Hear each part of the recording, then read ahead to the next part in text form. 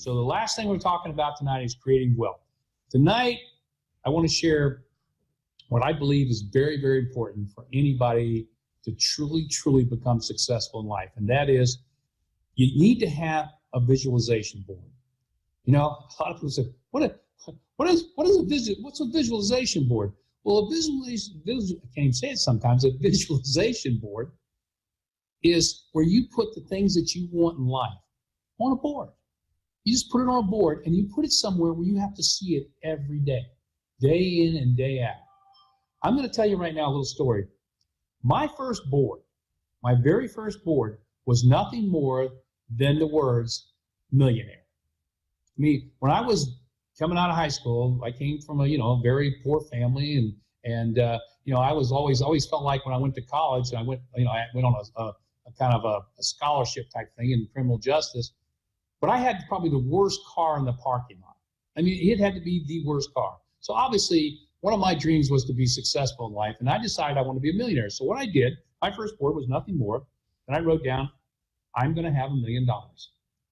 And I'm going to do it before the age of 25, because I had to set a timeline on it for me. So I said before the age of 25. And I carried that with me, and I always thought about it all the time. I'm going to be a millionaire. I'm going to do it before the age of 25. I will tell you, I did miss it. I was almost 26 when I finally became a millionaire, but I can live with that, with that failure, because I got where I wanted to go. And I really believe it only happened because I kept telling myself all the time. And I would tell other people too. You know why I would tell other people? Because I wanted them to laugh at me. I actually wanted those people, when I shared them, to laugh, go, Mark, we know you. You're never going to be a millionaire. It's not going to happen. And I'd say, oh, yes, it is. I'm serious about this. And of course, my buddies and friends would laugh and think it was a big joke. And then, one of my great joys in life is I remember flying back to my own 10-year reunion in high school, and then where all my buddies had always laughed at me from high school because I told them when I was in high school I was going to be a millionaire, right? And they're all laughing, thinking it was such a joke. And I fly back, and I'm in my own private Learjet. And everybody knew I was coming back in my own private Lear. And it was such a great feeling because I go, you know what? I came from nothing, and I was able to do it. And I know that if I can, anybody can. But it happened because, again, I started visualizing at a very, very young age. Now, let me give you an example of what my board looks like today. Okay, that was many years ago. That was in the 70s, all right? My board today is totally different. My board today is a big board. It has all the things, and I'm not going to tell you all those things are, but one thing I will share that's on my board. Now, what's on my board is for this company to be $1 billion company.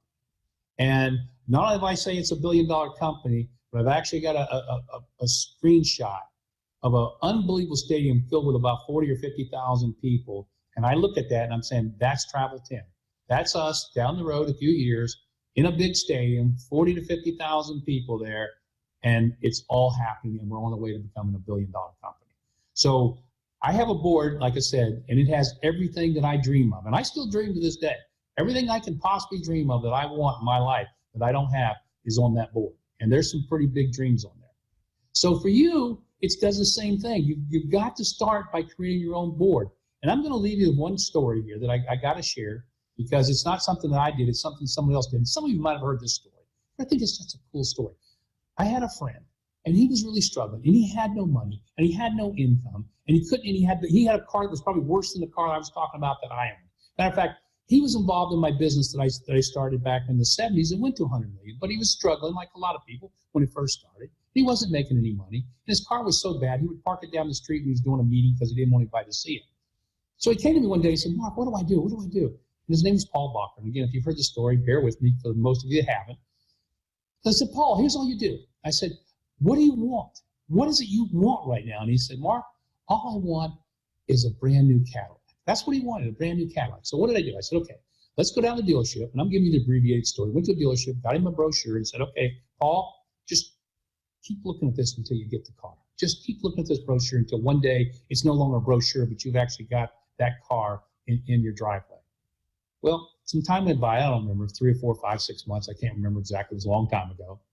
And all of a sudden, Paul comes up to my office and says, Mark, I got to show you something. So I said, okay.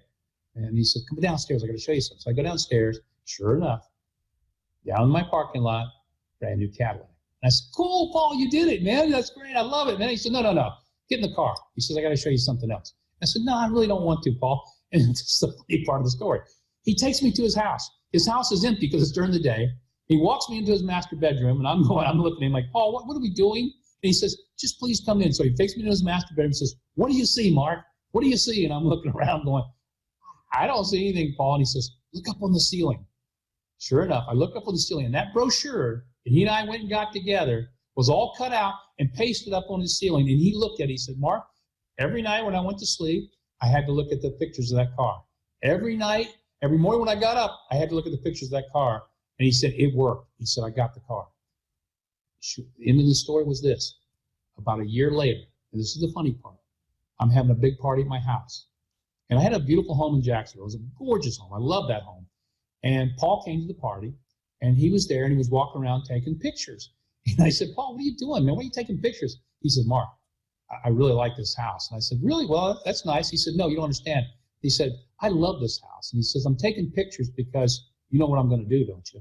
I said, what are you talking about? He says, well, I'm going to take these pictures, and I'm going to put them, you know where I'm going to put these pictures?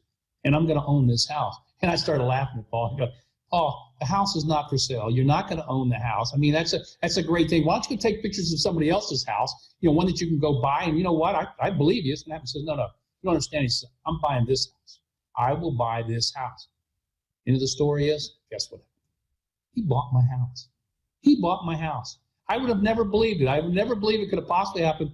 But again, he did the same thing. He visualized. He put those pictures where he saw them every night, every morning, and eventually he came back. He made me an offer I couldn't refuse. He bought my house. So I'm going to close with this.